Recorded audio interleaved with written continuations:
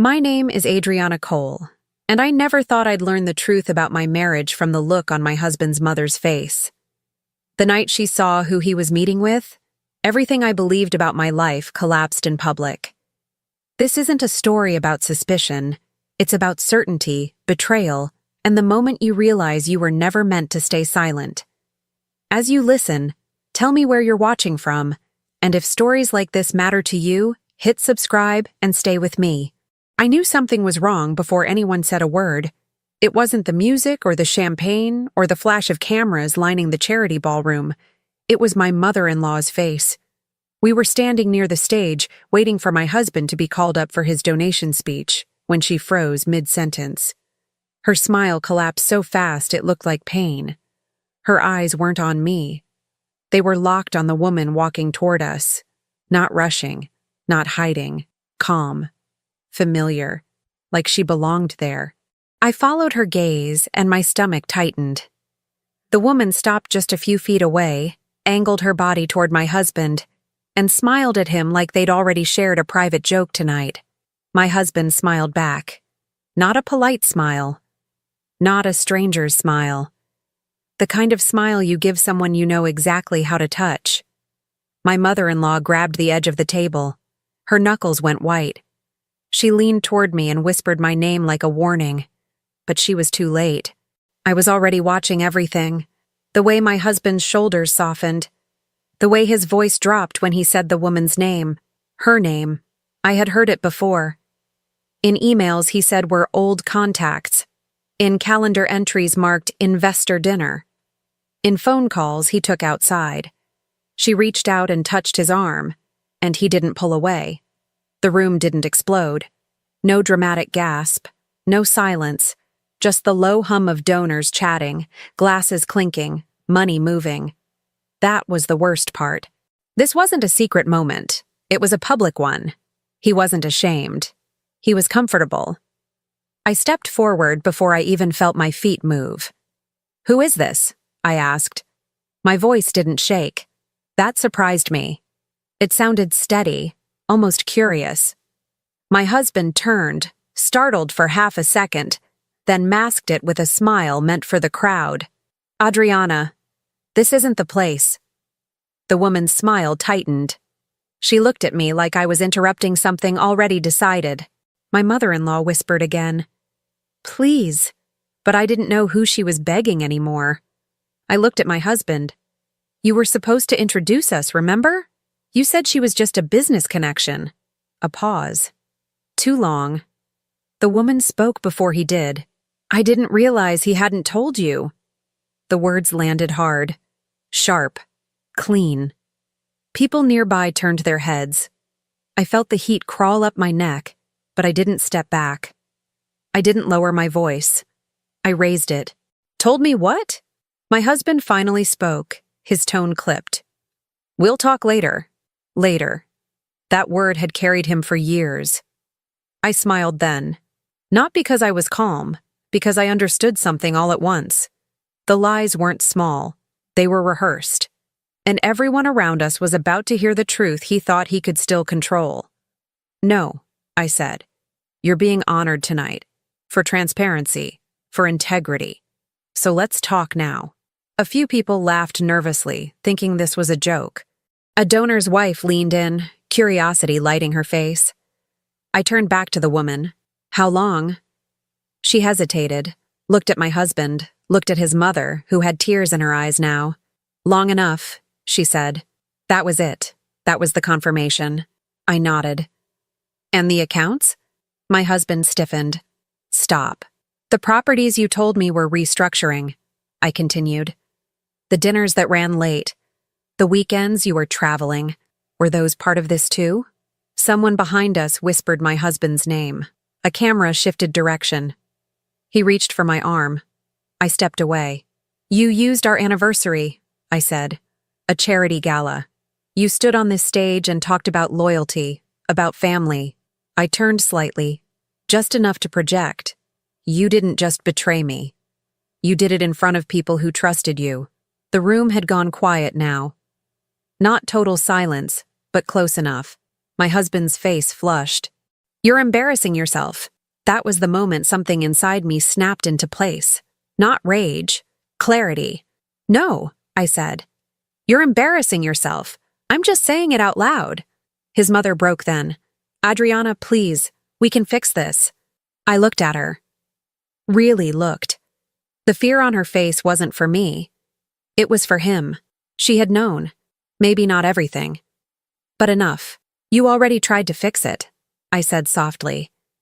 That's why you're scared. I turned back to my husband.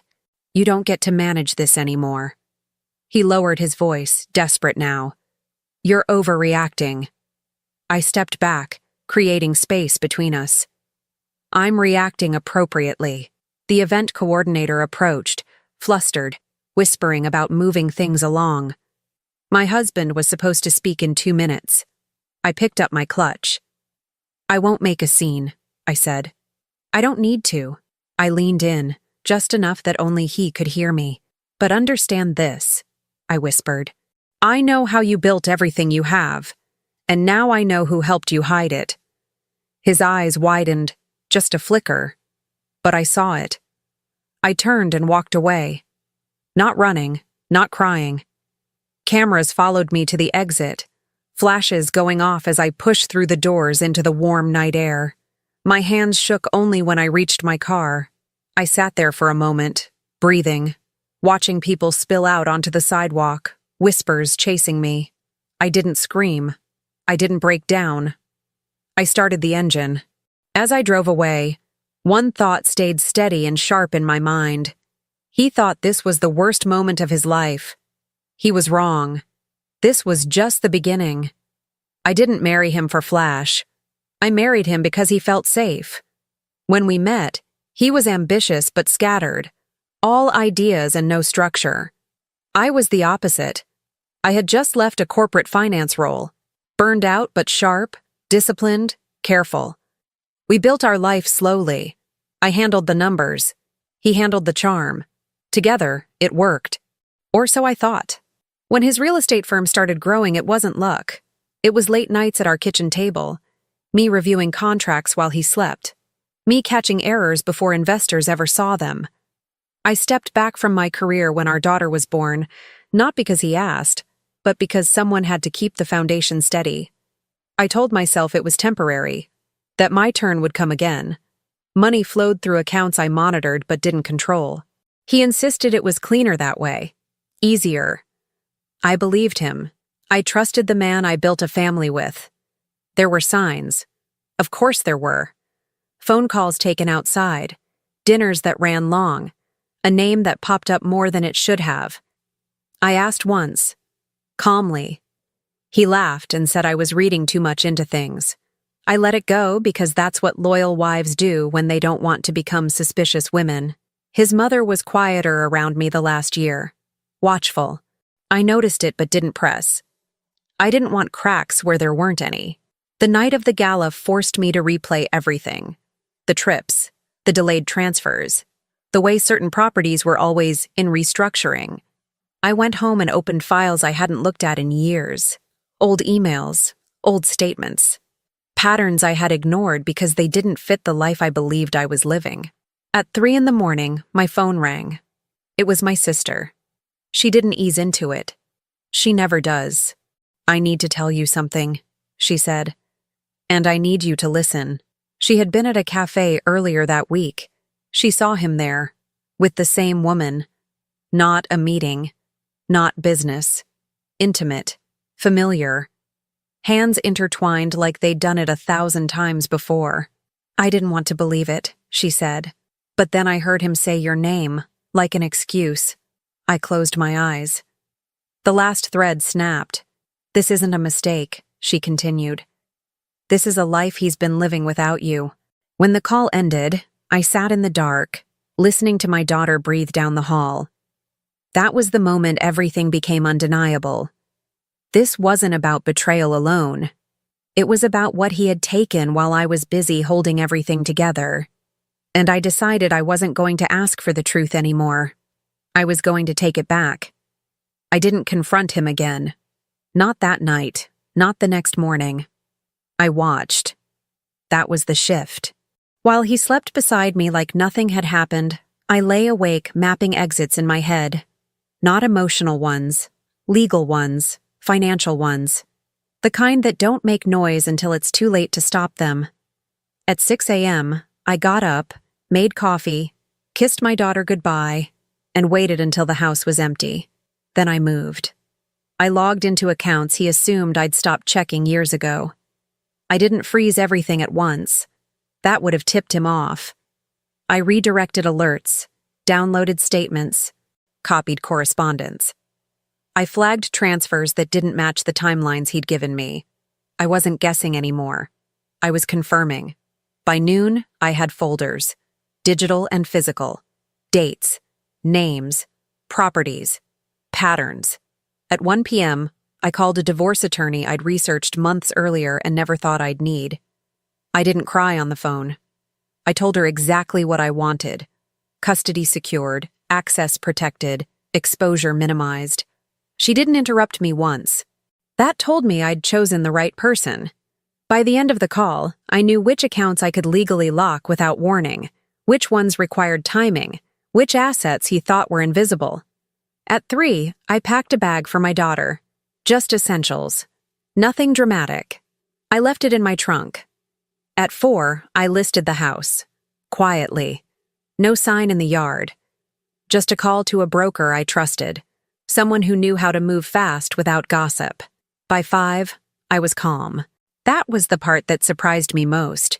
When he came home that evening, he was still playing defense. Soft voice. Casual tone. Like the gala had been a misunderstanding that would dissolve if we didn't name it again. "We should talk," he said. "We will," I replied. "Just not tonight." He frowned. He didn't like that answer. He was used to controlling the pace. After dinner, his phone buzzed. Once, twice, then again. He checked it, his expression shifting from irritation to confusion. "What's wrong?" I asked, genuinely curious. "My card," he said. "It's not going through." I watched him try another, then another. Still nothing. "That's strange," I said evenly. "You should call the bank." He stared at me then, really stared. "Did you do something?" I met his eyes. "I did a lot of things today." His phone rang again. This time, he answered. I listened to his voice rise, sharpen, then drop into something close to panic. He hung up slowly. "They said there's a temporary hold," he said. "Some kind of review." I nodded. That happens when accounts don't align. Silence stretched between us. "You wouldn't," he said. "You don't even know what you're doing." I stood, picked up my keys, and walked toward the door. "I know exactly what I'm doing," I said. "You just didn't think I ever would." As I left the house, his voice followed me down the hall, calling my name, demanding answers. I didn't turn around, because by the time he understood what was happening, I would already be gone. The first thing to collapse wasn't our marriage. It was his confidence. By the next morning, his phone didn't stop ringing, not with apologies or explanations. Those would come later, but with questions. Short ones, sharp ones, the kind that carry weight because money is involved. I wasn't there to hear most of it. I'd already moved into a short-term rental across town with my daughter, somewhere clean and quiet, somewhere he didn't know the address. I kept my routine steady for her, school drop-offs, homework, dinner at the same time every night. Stability was part of the strategy. Chaos was his. An investor called first, then another, then his junior partner who never used to speak to him without permission. Accounts that once flowed freely were suddenly frozen pending verification. Transfers bounced. Payments stalled. Vendors wanted answers he couldn't give. He called me 12 times before noon. I didn't answer. By afternoon, the woman from the gala understood she wasn't as protected as she'd believed. She texted him. I know because I saw the message pop up on the shared cloud account he forgot to disconnect. She wanted reassurance. She wanted to know why her name was suddenly being flagged in emails. Why a dinner reservation she'd made under his account had been canceled. She didn't get the answers she wanted. By evening, she stopped messaging altogether. That silence said more than any confession ever could. His mother tried next. She left a voicemail, her voice brittle. She said she loved me. She said she was sorry. She said we were still family. She said things didn't have to get ugly. I listened once. I didn't respond. The social circle reacted in waves. At first, confusion, then whispers, then distance. Invitations stopped coming. Messages went unanswered. People who had once laughed too loudly at his jokes suddenly remembered other obligations. It's amazing how fast admiration evaporates when stability cracks. He showed up outside my daughter's school 2 days later. I saw his car before I saw him, parked too close to the curb, engine running. I didn't slow down. He stepped into my path, eyes red, suit wrinkled. "You can't do this," he said quietly. "You're hurting everyone." I looked at him the way you look at someone you no longer recognize. "I didn't start this," I said. "I'm just not stopping it." He reached for my arm. I stepped back. "This has gone far enough," he insisted. "We can fix it." I shook my head. "You don't fix something you built wrong from the beginning." His voice cracked. "You're ruining me." I held his gaze. "No, I'm letting people see you." That was when he realized something else had changed. I wasn't angry. I wasn't reactive. I wasn't asking for anything. I was done negotiating. That night, he tried again. Calls, messages, emails ranging from apologies to threats to desperation, promises of transparency, promises of change. I read none of them, because by then the damage was spreading faster than he could contain it. And for the first time in his life, he wasn't the one managing the narrative. He was chasing it, and losing. I hadn't been prepared for what I would do to him, but I knew that this was the only way to fully take back control. I'd been waiting for the perfect moment, for the right audience, and it had come. The family reunion. The place where everything could be laid bare, where the masks could no longer hide the truth. I had to admit, I enjoyed the silence that filled the air when I walked into the room. The tension was palpable. Everyone already knew something was wrong, but they had no idea how deep it went.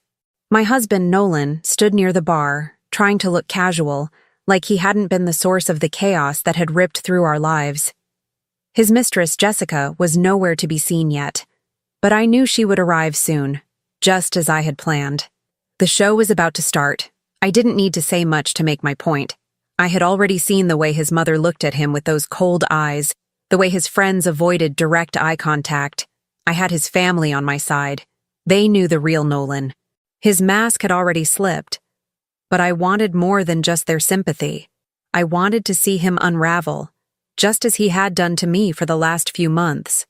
As I approached the group, I watched Nolan's face go pale when he saw me. He clearly hadn't expected me to show up. I wasn't just some woman he could abandon. I was his wife, the mother of his children, and I would not let him destroy everything we'd built without consequences. He looked at me for a second longer than necessary, his eyes darting over my shoulder, clearly searching for a way out. But this time, there was no escape. When Jessica walked in, late, as always, Nolan's face twisted with a mix of frustration and panic.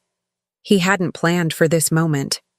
I watched her, that blonde, vapid thing, stand confidently beside him, as if nothing had changed, as if this was just another night for them. With all eyes on us, I didn't hesitate.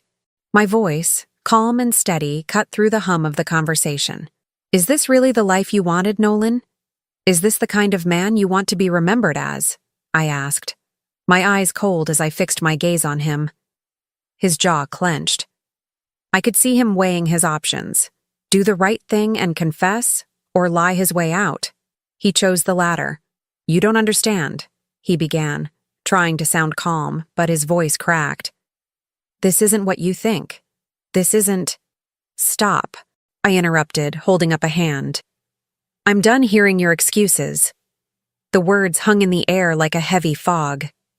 "Do you think I'm blind? Do you think your family doesn't see you for what you are?" The room fell silent. Every single pair of eyes was fixed on us, on him. And then, I saw it. The first crack in his facade. His eyes flickered to his mother, and I knew then that he was no longer in control. Jessica shifted uncomfortably, her usual confidence crumbling under the weight of the truth. Nolan turned toward her, but there was no saving face now. He was cornered. His game was over. Your mother looks terrified, Nolan. Does she know you've been seeing her? Does she know about all the lies? I asked, watching him squirm. His gaze fell to the floor, a flicker of guilt crossing his face for the first time in months. I turned toward the rest of the room, my voice now rising, filled with an unshakable conviction. This is who he is. This is the man you all thought was perfect. I looked directly at his mother, her lips trembling slightly, her eyes welling up with unshed tears. Well, I hope you're proud, because I'm done. I'm walking away. This is the last time I'll ever allow you to break me, I said, my tone final. I wanted him to know that I wasn't just walking away from our marriage. I was walking away from him, from everything he represented, the lies, the betrayal, the abuse of trust. Without waiting for any response, I turned on my heel and started walking toward the exit. As I reached the door, I could hear Nolan's voice trying to call me back, but I didn't turn around. It was too late for apologies. The confrontation had been swift, brutal, and effective. In front of everyone, I had laid his lies bare for all to see, but it wasn't enough. It was only the beginning. I wasn't done with him yet. Not by a long shot. I had vowed revenge, and now it was time to make him pay. He didn't disappear after the second confrontation. He rebranded. That was his instinct when pressure closed in. If reality turned hostile, he reshaped the story until it fit him again. And for a few days, I watched him try. It started quietly. A carefully worded post on his professional page. No names, no accusations. Just vague language about personal challenges and private matters being handled with dignity. Comments flooded in. Supportive ones, confused ones. People praising his strength, his restraint. Then came the interview. Not television, worse. A long-form online business podcast hosted by someone who owed him favors. A friendly space, controlled lighting, soft questions. I didn't need to watch it to know how it would go. But I did. He sat there composed, voice calm, presenting himself as a man blindsided by an emotional situation. He never said my name. He didn't have to. He talked about miscommunication, about a marriage strained by pressure, about a spouse who misunderstood professional relationships. He framed himself as patient, reasonable, wronged. I didn't react that day. That confused people. By the second day, the narrative hardened. Blogs picked it up. Investors shared clips. People I barely knew sent messages asking if I was okay, their tone already assuming the answer. He'd done this before, in smaller ways. He knew how to drip-feed doubt. So I waited. On the third day, I filed. Not emotionally. Legally. The divorce filing wasn't dramatic. It was thorough. Financial disclosures attached. Timelines included. Properties listed. A motion requesting forensic accounting due to discrepancies between declared income and managed assets. Public record. Someone leaked it within hours. By that evening, the tone shifted. Screenshots surfaced next. Not from me. From people who had grown nervous once they realized the situation wasn't private anymore. Old emails, calendar entries, messages sent at odd hours, marked confidential, discussing transfers that never appeared in public reports. Then came the receipts he couldn't explain away. A property he claimed was sold years earlier was still generating income. An account listed as inactive had steady outgoing transfers. A company he described as consulting support was registered under a familiar name. Her name. That was when the comments turned. The same people who'd praised his composure began asking questions. Not emotional ones, specific ones, the kind that don't disappear. He responded with another statement. Longer this time, sharper. He accused unnamed parties of manipulation, claimed privacy violations, threatened legal action. That was the mistake, because the next leak wasn't about money. It was about timing. A side-by-side timeline appeared online. His anniversary speech, his travel logs, his messages to her, all aligning too cleanly to deny. Someone added captions, someone else added context. By the end of the day, his name was trending in local business circles. Not as a scandal, but as a warning. Sponsors quietly distanced themselves. A panel appearance was canceled due to scheduling conflicts. A charity removed his name from their upcoming materials. I stayed silent.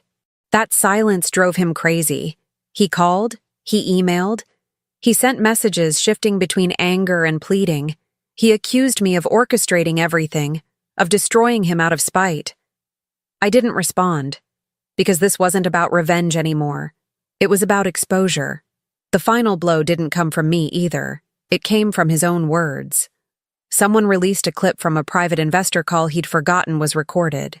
In it, he joked about keeping certain figures off the books and managing optics when personal situations get messy. The clip went viral inside his industry.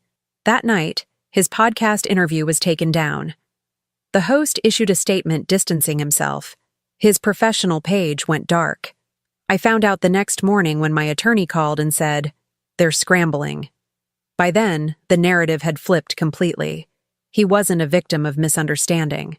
He was a man who confused charm with immunity, and the public had decided they were done protecting him. I sat at my kitchen table, sunlight coming in through a window that wasn't ours anymore, and watched the news cycle move on to the next outrage. That was the strangest part. Watching his world burn quietly. No explosions, no shouting. Just doors closing one by one, and for the first time since the gala, I allowed myself a breath, because the war he thought he could control had ended, and he had lost it to his own reflection. The legal part wasn't dramatic. That's what surprised everyone. There were no screaming matches in court, no last-minute reconciliations, no grand speeches, just paperwork, hearings, and the slow, methodical dismantling of the life he thought was untouchable. My attorney moved first. The forensic accountant followed. What they found wasn't shocking to me anymore. It was just confirmation. Undisclosed income streams. Assets shifted between entities to avoid visibility.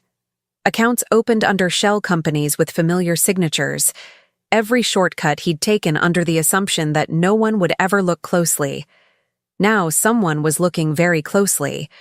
Temporary orders came down within weeks. Access restricted. Spending capped. Properties placed under review. He tried to argue necessity, claimed business would collapse without flexibility. The judge didn't care. Neither did the banks. The house went first. Then, 2 investment properties tied to irregular transfers. His firm lost a major line of credit when auditors flagged inconsistencies they couldn't ignore. Staff quietly updated their resumes. I secured temporary custody without a fight. He didn't contest it. Not because he didn't want to, but because he couldn't afford the optics. A public custody battle would have finished what little credibility he had left. Child support was calculated based on numbers he could no longer hide. That hurt him more than anything else. His family fractured next. His mother came to see me once. No warnings. No calls. She stood in the doorway of my attorney's office looking older than I remembered. Smaller. "I tried to protect him," she said. "I thought if I kept quiet he'd stop. I didn't raise my voice. I didn't accuse her. I just told her the truth." "You protected him from consequences," I said. "Not from himself." She nodded. Tears slid down her face. She didn't ask for forgiveness. She didn't deserve it. His brother withdrew financial support the moment subpoenas landed. I heard through mutual contacts that he'd refused to testify on his behalf. Public association had become a liability. Even loyalty has limits. The woman from the gala disappeared completely. Her accounts went silent. Her company dissolved. She moved out of state according to the filings. Whatever she'd been promised evaporated the moment exposure outweighed benefit. She wasn't special. She was convenient. By the time the final hearing arrived, he looked like a stranger. Thinner, slower. The confidence that once carried him into every room was gone, replaced by something brittle and reactive. He tried once more to speak privately before the judge entered. "I never meant for it to go this far," he said. I didn't respond. Because intent doesn't undo damage. The settlement was clean, ruthless in its fairness. I kept what I'd helped build. My daughter kept her stability. He walked away with obligations he could no longer charm his way out of. When it was over, he stood alone in the hallway while people passed him without recognition. No one stopped. No one asked how he was. That was the real consequence. Not the money. Not the loss of property. Not even the humiliation. It was irrelevance. Weeks later, I heard he'd moved into a small rental on the edge of town. No firm, no platform, no audience. Just time and the echo of choices he could no longer rewrite. I didn't feel victorious. I felt finished. And that was enough. I didn't plan to see him again. That was the truth I told myself as I walked into the mediation office for the last required meeting. Final signatures, loose ends, nothing personal, just procedure. But he was already there when I arrived. Not pacing, not arguing with anyone, just sitting in a chair near the window, hands folded, staring at the floor like he was waiting for a verdict he already knew. For a moment, I almost didn't recognize him. The tailored confidence was gone. The posture that once filled rooms had collapsed inward. He looked smaller, older. Like gravity had finally remembered him. He stood when he saw me. "Adriana," he said quietly. I nodded once and kept walking. We were supposed to sit across from each other at the table, attorneys present, everything formal. But before anyone could call us in, he spoke again. "Please," he said. "Just 5 minutes. That's all I'm asking." I looked at my watch. Not because I owed him time, but because I wanted him to see that I wasn't afraid of giving it. 5, I said. We stepped into a small conference room. Neutral walls, no windows, nothing sentimental. Perfect. He didn't sit. Neither did I. "I know you don't owe me anything," he began. His voice was careful, stripped of bravado. "I know I destroyed your trust. I know I embarrassed you." I didn't interrupt. "I never meant to hurt you," he said. "It started as business. Then it got complicated. I didn't know how to stop without losing everything." I met his eyes. "So you chose to lose me instead?" He swallowed. "I thought I could fix it, manage it." "That's what you always thought," I said. "That everything was manageable, including people." He stepped closer. Not threatening. Tentative. "I still love you." The words didn't land the way he expected. They didn't land at all. "I believe you believe that," I said. "But love isn't what you practiced." He shook his head, frustration breaking through. "I'm not asking for us to get back together. I know that's gone. His voice cracked. "I don't want to be nothing to you." There it was. Not remorse. Fear of erasure. "You're not nothing," I said calmly. "You're the man who taught me exactly what I will never tolerate again." He flinched. "I lost everything," he said. "My work, my reputation. My family barely speaks to me. I wake up every day wondering how it all slipped so far out of control." I tilted my head slightly. It didn't slip. It unfolded, exactly the way it was built. Silence stretched between us. "I made mistakes," he said, "but I don't deserve this." I felt something then. Not anger, not satisfaction. Clarity. "You didn't deserve loyalty either," I said, "but you took it anyway." He looked down at his hands. They were shaking. "I'm asking you to stop," he said. "The damage, the distance. Just stop." I took a breath.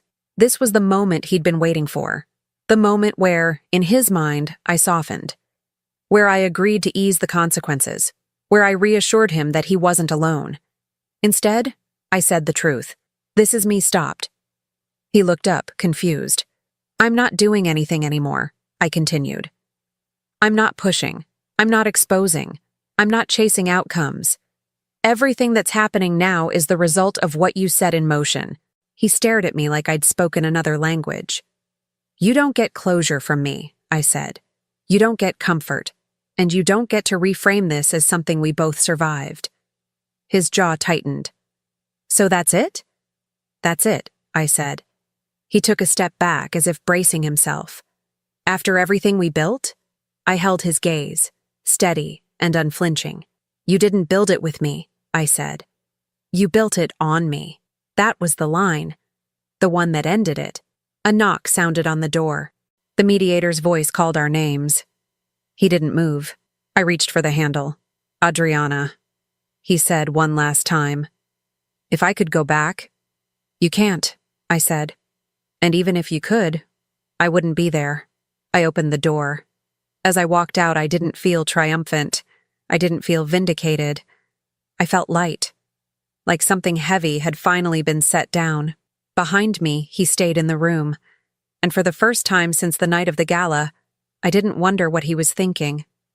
I didn't need to, because my life was already moving forward, and he was no longer part of its direction. 6 months passed before I realized I had stopped looking over my shoulder. There wasn't a single moment where it happened. No dramatic realization. Just a morning where I woke up, made coffee, and noticed my hands were steady. No dread. No mental inventory of what could go wrong next. Just quiet. The house I moved into wasn't large, but it was mine in a way the old one never had been. Sunlight reached every room. My daughter chose the paint color for her bedroom and taped her drawings to the walls without asking permission. We planted herbs on the patio. Small things. Anchors. I went back to work on my terms. Not the version of my career I'd abandoned, and not the shadow role I'd played in his life. Something new. Advisory work. Quiet consulting. I didn't advertise. I didn't chase. People found me because they needed someone who could see patterns before they collapsed. I was good at that. The first time a client thanked me for protecting them from a bad deal, I sat in my car afterward and laughed. Not because it was funny, but because I finally understood how much of myself I'd been giving away for free. My daughter changed too. She stopped asking when her father would come home, stopped bracing when his name came up. She grew steadier, more confident. She asked questions that showed she was watching how I moved through the world now. One night, while we were doing homework at the kitchen table, she looked up at me and said, "You don't look tired anymore." That stayed with me. He didn't disappear completely. People like him never do. They just shrink. I heard things through mutual acquaintances at first. That he'd tried consulting. That he'd pitched ideas no one returned calls about. That he'd blamed timing, the economy, anyone but himself. Eventually, the updates stopped. I saw him once, months later, at a grocery store on the other side of town. He was standing in line, holding a basket with a few items. Nothing extravagant, nothing dramatic. He looked ordinary. That was the strangest part. He didn't see me. Or maybe he did and chose not to react. Either way, I felt nothing rise in my chest. No anger, no satisfaction, just distance. The chapter had closed without ceremony. On the anniversary of the gala, I didn't mark the date. I didn't need to. My life no longer revolved around the moment everything broke. It revolved around what came after. I stopped explaining myself. To friends, to family, to anyone who wanted a neat narrative where pain turns into wisdom overnight. Healing wasn't a lesson. It was a practice. One boundary at a time. There were still moments, quiet ones, where memory surfaced unexpectedly. A song, a phrase, a familiar place. But they passed through me instead of settling. That was freedom. One evening, I sat on the patio while my daughter read beside me. The air warm, the city humming in the distance. I thought about the woman I had been the night I walked out of that gala. Humiliated, clear-eyed, standing at the edge of a life she didn't yet know how to rebuild. She hadn't been weak. She'd been precise. Betrayal didn't destroy me. It revealed where I'd been living smaller than I was meant to, where I'd confused loyalty with self-erasure, where I'd allowed love to cost me too much. I didn't regret the marriage. It taught me what I needed to learn, but I didn't miss it either. Some losses aren't losses at all. They're releases. I taught my daughter that people don't get to hurt you and stay comfortable. That silence isn't weakness when it's chosen. That walking away can be the most powerful form of presence. She didn't need the details. She just needed the example. As for him, he became what he feared most. Not hated. Not discussed. Just irrelevant. And I became something else entirely. Not hardened, not closed off, grounded. I learned that revenge isn't loud. It isn't dramatic. It doesn't require cruelty. It's building a life so full that the person who tried to break you no longer fits anywhere inside it. When I look back now, I don't see the betrayal first. I see the moment I stopped asking for permission to choose myself. And I don't look back anymore. Thank you for tuning in to the Velvet Revenge channel. Please hit like and hype the video, and don't forget to subscribe and tell me where you are watching from in the comments.